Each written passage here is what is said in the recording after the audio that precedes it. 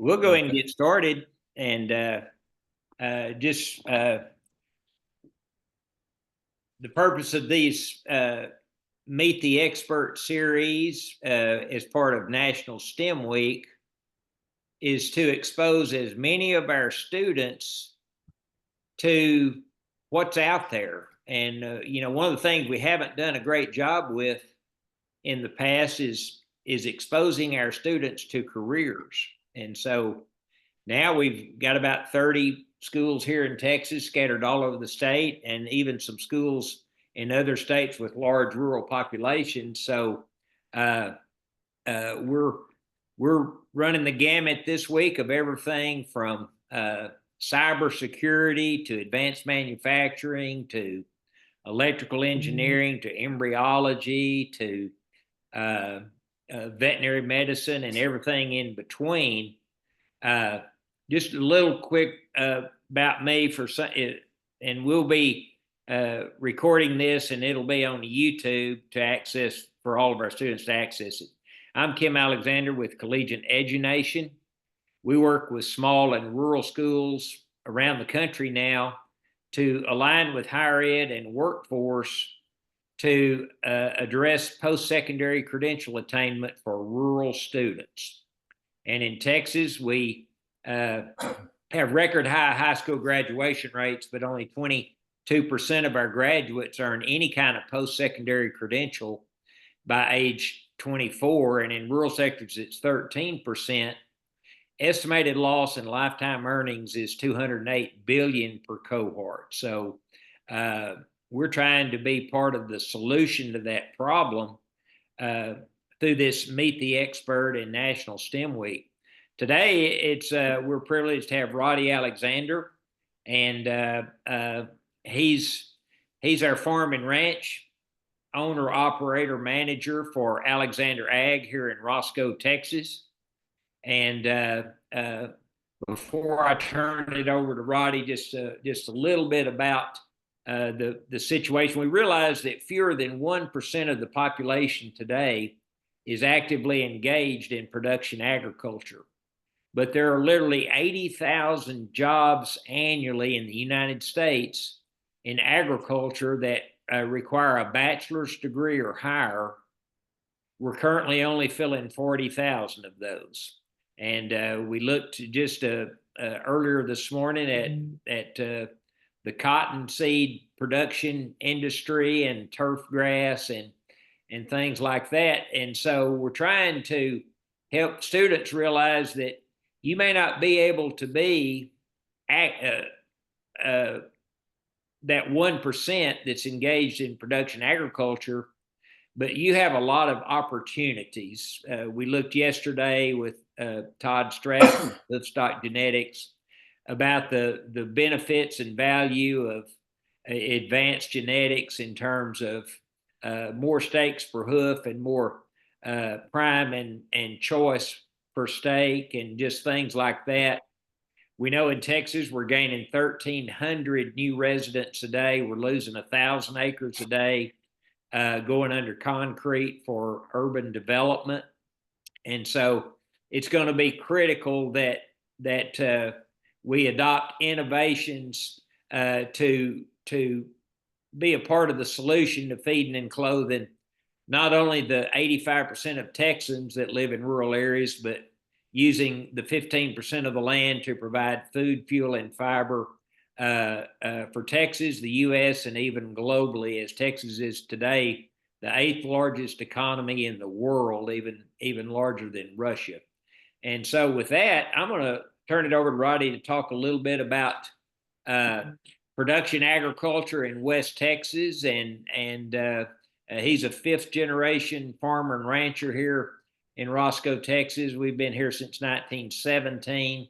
And the world has changed a good bit. I know 50 years ago when I got out of college and into farming and ranching, it looked a good bit different back then than it does today. And what Bill Daggett's telling us, as much as the world has changed in the last 50 years due to artificial intelligence and advanced technologies, it'll change more in the next 5. So with that, Roddy, I'll turn it over to you to talk a little bit about who you are and what you're doing.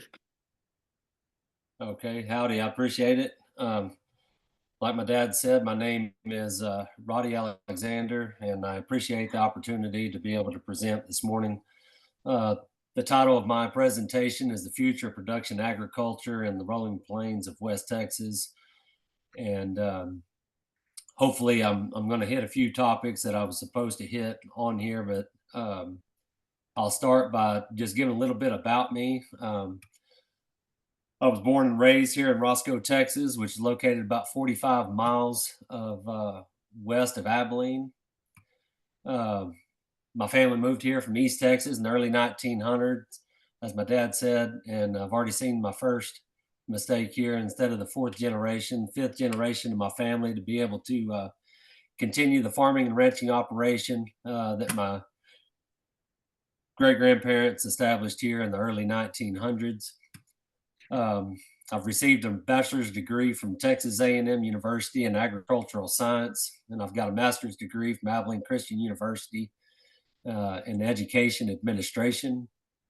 My wife Bonnie and I are business partners with my parents, Kim and Marcia Alexander, in both our farming and ranching operations here in Roscoe.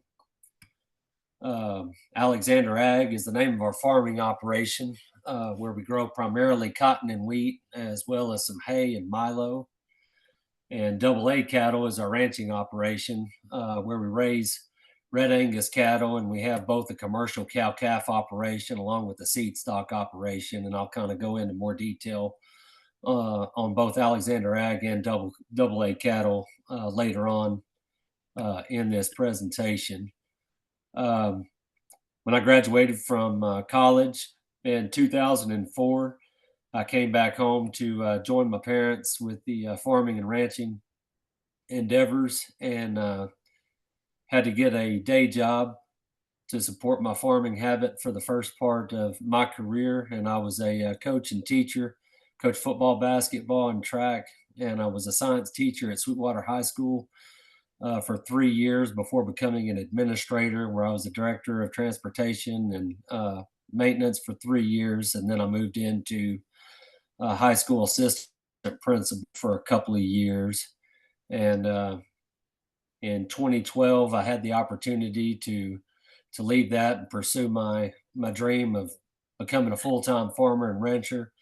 And so that's what I've been doing for the last 12 years.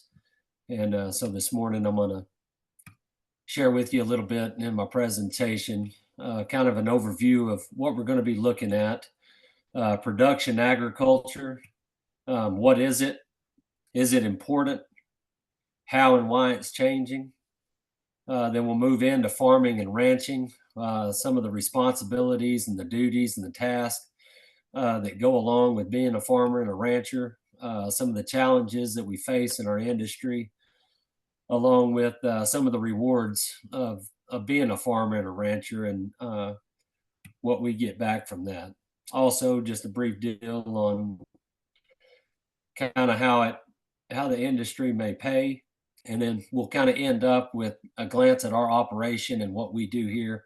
We'll look at Alexander Ag, which is our farming operation side, and then Double A Cattle, and kind of go into what we do on the cattle side, and then kind of how we're adapting to some of these changes that we're seeing to stay relevant and sustainable for future generations.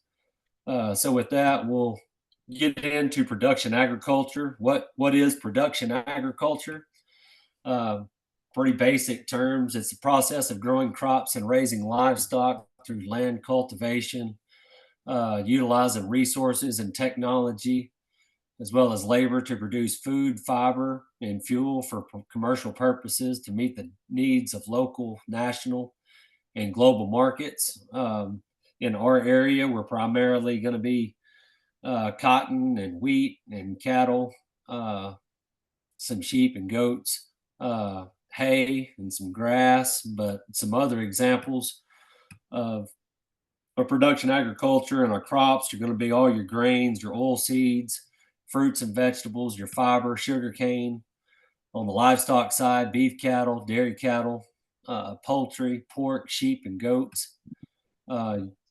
Aquaculture, your fish and shellfish. All your specialty crops would be your tree nuts, your vineyards, your coffees and teas, bioenergy, your corn for ethanol, and switchgrass to provide fuel. And then in the forestry industry, makes up your timber and your rubber. Each of these sectors are essential for providing food, materials, and energy in order to meet the needs of our global demands. So, is production agriculture important? It's absolutely important. It's critical because it plays a central role in meeting the food, fiber, and energy demands of the world. Um, we've got several key reasons why agriculture is important or production agriculture is important. Number one, we've got a rapidly growing population. It has kind of slowed down over the last couple of years from what it had done the previous 50. But with the growing population, that means you need to increase your food production in order to be able to feed the growing population, and you need to have a consistent supply of crops and proteins in order to combat that growing population so that we don't have hunger or malnutrition as you do in some of the third world countries. Economic contribution. Production ag contributes almost 6% of the gross domestic product, which is about $1.5 trillion. And in the ag industry, there's millions of jobs, including farming, ranching, all the transportation to get products back and forth, all your processing plants, and all the marketing that goes in on the economic side, all of the export and trades. You have to have goods and products to rely on its exports to be able to stay competitive in the global market so that you're not dependent upon other countries. Your raw materials for your industry supplies. It supplies the raw materials for industry like the cotton textiles, your biofuels from corn and sugar cane, as well as the pharmaceutical industries. It also supports food processing and the packing industries. Your next one is going to be the advancements in technology. Agriculture plays a huge role in advancements in technology, and we've seen major shifts in technology and what's available out there over the last 50 years, and it changing nearly by the month. It seems like with new technology that comes out through John Deere and all the different providers. This drives the ag industry, drives the innovation in machinery and the biotechnology. And these advances help other industries become more efficient. The national and global food security is relying upon the production ag sector. It creates a food surplus to prevent food shortages throughout the world, and it also reduces reliance on imports from other countries, and it keeps the economy stable. Rural development is a huge one for especially a lot of the farming and ranching communities are going to be in rural communities, and it creates a lot of jobs for most of the people that live in these communities, and it helps with our infrastructure as we rely upon the farming and ranching industries and all the families that contribute to it. Also, just a lot of the small businesses and markets, it keeps them going. And another one would be the environmental management. Adopting more sustainable practices through precision agriculture, soil conservation, efficiency, and others to protect our natural resources while still maintaining or growing our productivity. There's a lot of different environmental factors that are coming in that we have to meet certain standards and still being able to meet those standards while being efficient and still producing a good crop. A couple of the industries, as we look at the look throughout the world that are affected by production agriculture.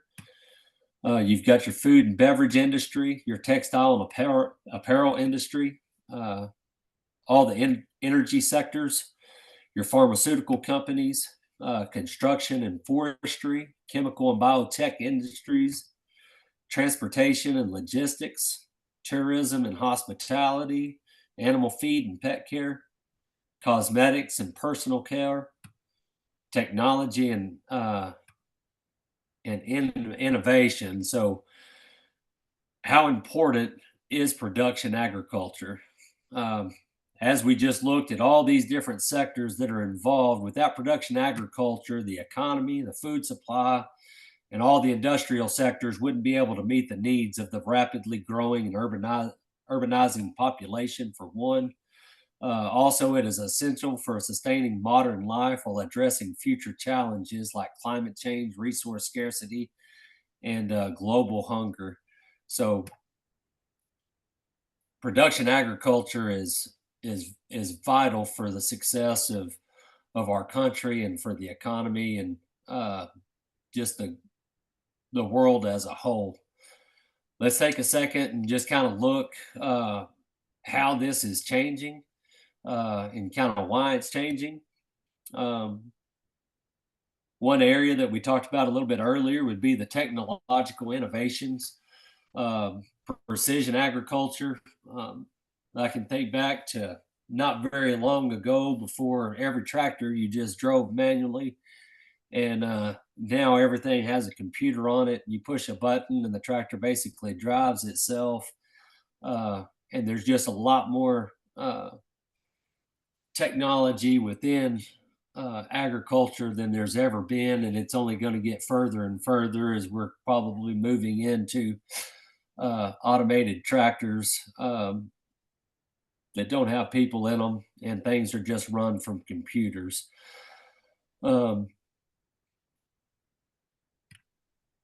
Advances in irrigation technology, they've made a huge improvement in our drip irrigation that are below ground, our above ground center pivot systems, and these things are helping to improve water conservation, which is a huge topic and one of the challenges that we face.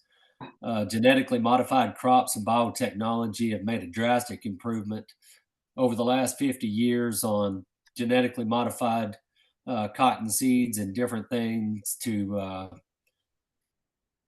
help us with pest control and insects in our crops.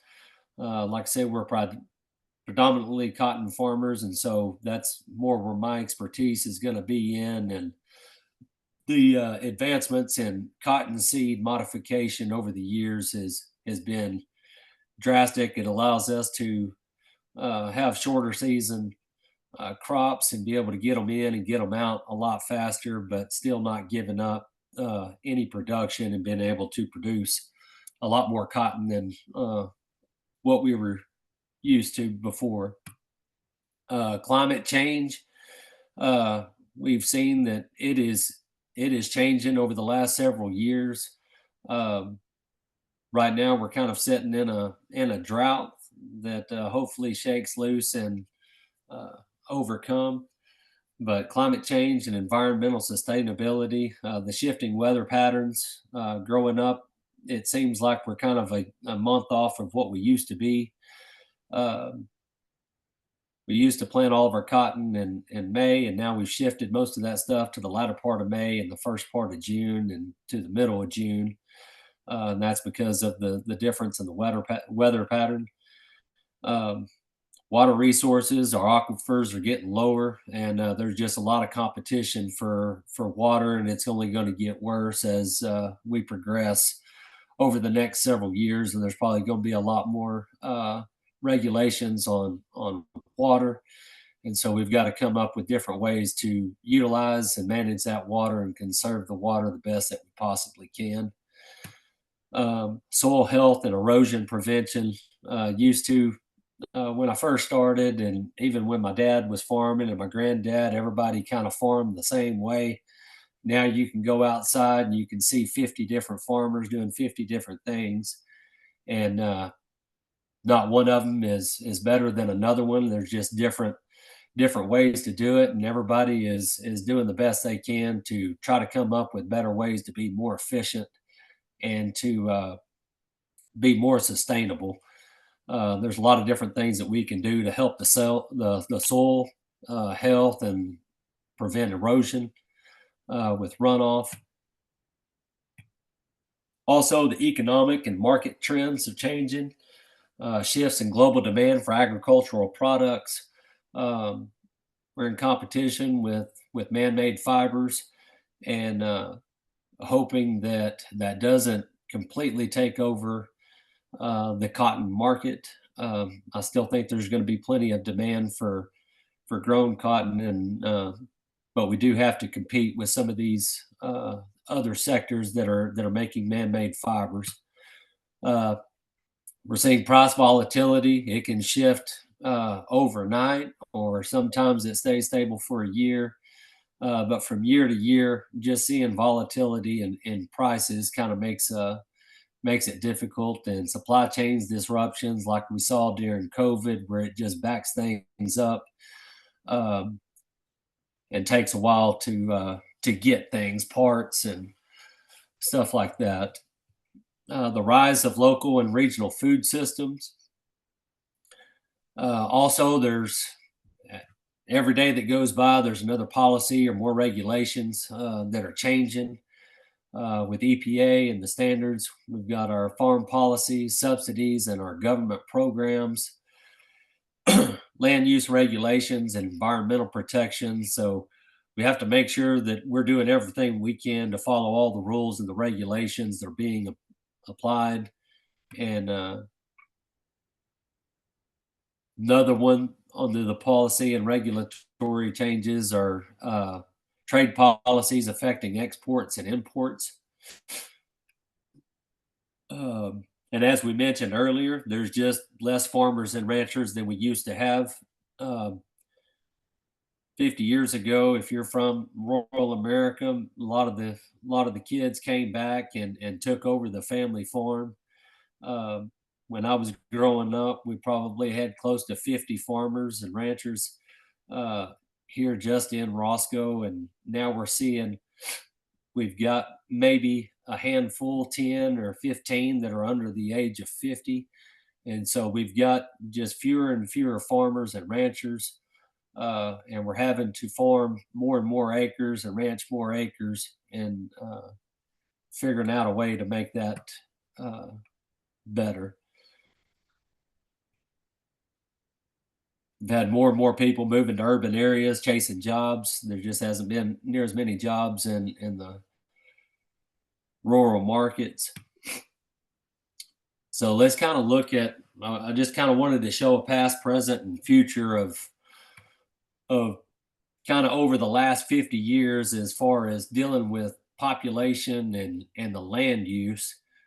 50 years ago in 1974, the U.S. population was approximately 213 million. The global population was approximately 4 billion. Land use in the U.S., about 50% of the land went to ag production, which was about a billion acres. And globally, it was about 37% of the land at 12.3 billion acres. Let's fast forward to where we currently are right now. In 2024, you'll see a drastic jump in population from 213 million to 334 million. Global population has doubled from 4 billion to 8 billion. Our U.S. ag land use has gone down while we've gained population. We're now down to using about 45% of the land for ag use. And globally, it did go up some in land use as Brazil is clearing off a lot of rainforest and a lot of different land down there to put into production, as well as some areas in Asia and India, so that where they have large populations of trying to figure out ways to feed and clothe their population. But for double the population, but with not very many more acres, let's look to the future. In 2074, 50 years from now, they're expecting the U.S. population to be 400 to 450 million, while the global population to be about 10 billion. our U.S. ag and land use is projected to go down again, only utilizing about 40% of that land, while the global ag land use is projected to be about 11.6 billion acres. So some of that is going to be going down as well. So as you'll see, just over the past 50 years and looking ahead to the next 50 years, that's a huge jump in population of people over the 100-year period, and trying to come up with a way to utilize technology and to be more sustainable and more efficient, and to better utilize our lands in order to be able to feed and clothe this mass population. There are here's several opportunities for growth and innovation. Diversification of crops and livestock. People are going to have to become more diversified. That's what we've kind of done over the years, of finding different opportunities and different ways to expand. They're going to have to come up with ways as weather changes, especially here in West Texas, of drought resistant crops, coming up with some way to have a cotton seed or some of these crops where we don't get much rainfall, still being able to utilize the land that we've got to grow and produce a crop. There's probably going to be potential for alternative livestock and specialty crops throughout the U.S. and the globe. Alternative renewable energies, adoption of solar and wind energy farms, where we're starting to see more solar farms pop up to go along with oil production, and wind energy has been a big part of our community here in Roscoe over the last 20 years. Biofuels and other renewable energy sources, opportunities for carbon credits and sustainable farming practices. That's going to be a big deal that we see coming up over the next 5 to 10 years, on trying to capture carbon credits, and operations being able to apply for credits, and doing what we can to meet the EPA regulations and standards. Automation and labor efficiency. We're using robotics and AI for planting, harvesting, and monitoring crops. That's going to be probably the largest change on the forefront coming up over the next 10 years, and probably faster than that. You're seeing that already improve dramatically. We've just got our labor force is going down. And so we've got to come up with ways to be more efficient and utilize some of this equipment to be able to go over a lot more acres and be able to run a lot longer. Supply chain and value-added products, local food processing, and direct-to-consumer markets. We're seeing a lot of this after COVID. People are raising their own beef and selling it locally.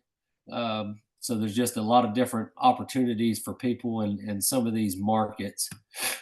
Developing value-added products, meat processing, and textile mills. There's going to be a lot more niche markets, just like we talked about with the beef production. A lot more people are raising their own beef and selling that from their house to other people. So now let's move. That's just kind of a quick glance at production agriculture, just kind of see what production agriculture is, how it's changing, and just how vitally important it is to everything that goes on throughout the globe. We'll now kind of bounce into kind of looking directly at farming and ranching, and looking at the responsibilities that we have as farmers and ranchers.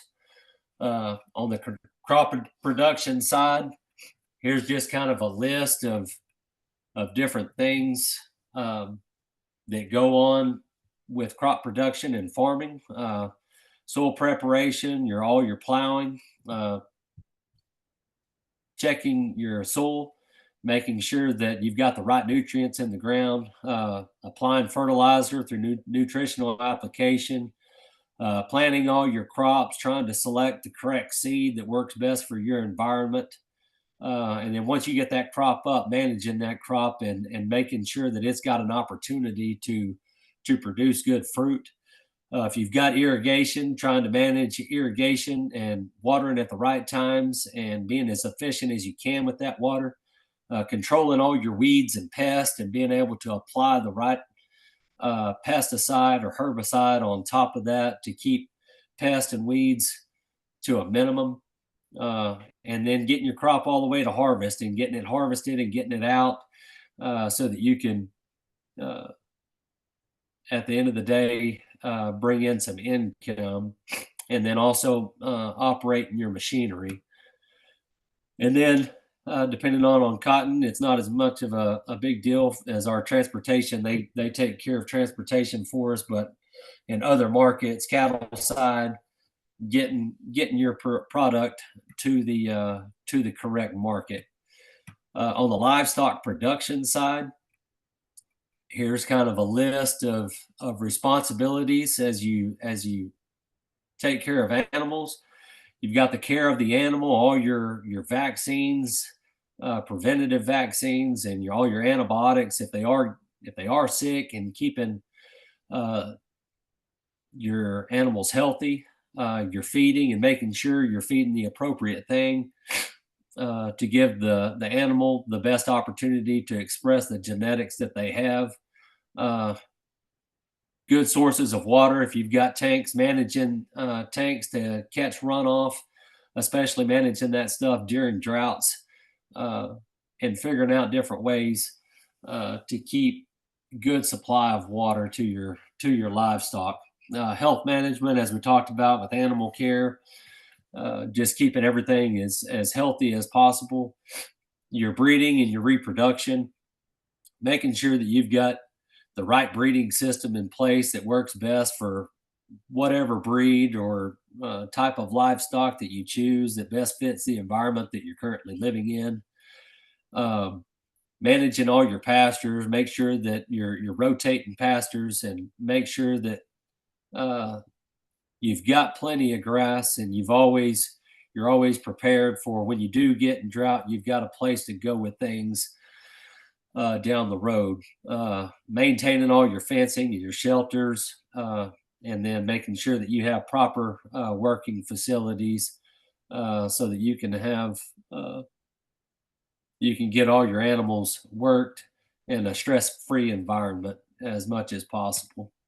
And then getting your animals ready for production, ready to go to a market, and getting them best prepared to move to that next chain, whether it be a feedlot or whether it be for somebody turning out on wheat or going to the packer to go to the plate. And then getting your goods, your cattle moved from one place to the next, whether you're going to sell barns or you're selling on superior livestock and getting them trucked from one place to the next. Got to take care of all your machinery and your equipment. That's operating all of it, just your everyday maintenance, oil changes, taking care of repairs, which we're constantly having to work on things. You can't work on things near as much as you used to, so you're reliant upon John Deere or Case or whoever you're with to be able to come out and work on your equipment to get them back operational as fast as you can. Purchasing and upkeep on equipment, all your irrigation systems, and then all your tools that you have to have in order to be able to work efficiently in the field. Another responsibility is the business and financial management side. Budgeting and financial planning is huge. There's large budgets and a lot of planning that goes into the financial side. being able to track your income and expenses as you go through the year to make sure that you're sticking to those budgets, applying for loans and grants or subsidies. There's all kinds of different things out there and money out there, and so making sure that you're up to date on what kind of things that your local FSA office has and different grants or programs that are available, and having a good rapport and relationship with your bank to be able to continue getting your loans and being able to uh, farm and ranch. Your marketing and your sales, being able to look at different markets and seeing how those are fluctuating and try to make the best decision with the information that is out there. Uh, and then contract negotiating on any of your crops. There are some things that you can negotiate your prices on and get contracts on, and just kind of see where the markets are, and make sure that you're doing the best that you can on that side. Record keeping is vital and crucial. You can't manage what you don't record, and so keeping track of everything that you do, so that you can look back and evaluate where you are. So record keeping is vital and fundamental. Compliance with governing rules and regulations, as those are constantly changing. Land and resource management is another responsibility of a farmer. Managing your irrigation water as that table gets down, being able to conserve the water and manage your water so that you know that you're not overusing. Uh, Implementation of sustainable practices. Some of these include no-till farming, minimum till farming, utilizing cover crops or whatever to keep erosion and the dirt blowing to a minimum. All of these can be beneficial, and some of them use more than others. Maintaining biodiversity, changing up your crops so that you don't get resistance to some things, and changing up your chemicals and everything, and maintaining a good biodiversity. You need to be able to adapt to weather and environmental challenges, and that's what we're dealing with right now in most parts of West Texas. You need to be able to monitor the weather patterns and adjust your planning, harvesting, and feeding accordingly, um, especially as you go through a season. Uh, as you try to get ready, you want your crop to have the most success possible. So checking weather constantly and seeing that you're protected and you've got a plan in place to account for the weather patterns, and then having preparation for droughts, floods, storms, whatever is going to be sent your way. Always have a plan for these times, because they will come at one time or another. So just always having a plan to attack some of your weather challenges. Employees is another responsibility as far as hiring and firing them. Training, making sure that they're well trained. And this is a constant deal as technology is changing.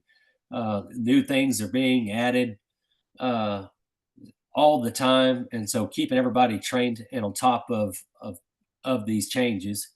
Also, managing your employees and ensuring that everything is safe while they're working on stuff, and all the safety measures are being followed, especially in the ag industry where you're working with animals and heavy equipment and machinery.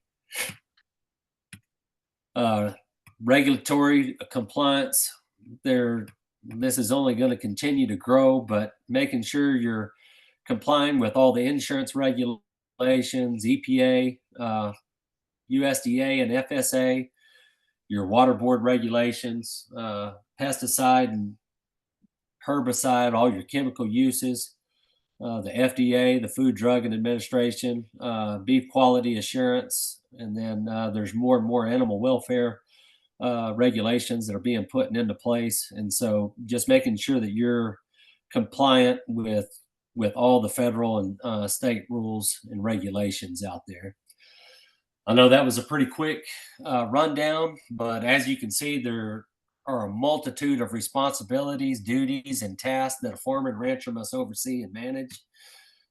Farmers and ranchers must be adaptable, resourceful, and committed to ensuring their operations are both productive and sustainable so that they are able to stay in business and be able to pass down the operation to the next generation.